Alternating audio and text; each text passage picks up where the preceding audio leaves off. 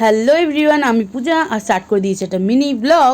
আজকে হচ্ছে রামনবমী আর কালকে হচ্ছে আমার মায়ের বার্থডে। তো সকাল সকাল চলে গেছিলাম কেক নিতে, যেটা রাত্রেবেলা কাটা হবে সেটার জন্যে।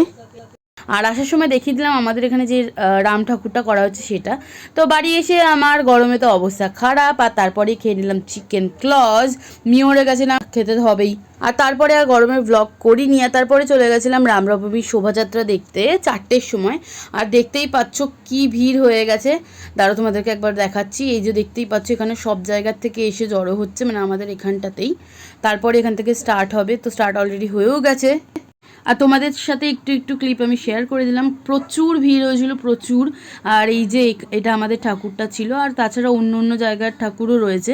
আমাদের এখানটা থেকে আর কি শোভাযাত্রাটা স্টার্ট হয়, তারপর অন্য অন্য জায়গাতেও যায়। তারপর আমরা চলে যাচ্ছিলাম, আর এরপরে একটা কাকু এসে হঠাৎ করে প্রসাদ দিল, তো আমরা ওটা নিয়েও নিলাম। আর ব্লগটা এইটুকু। যদি ভালো লাগে প্লিজ সাবস্ক্রাইব। বাই।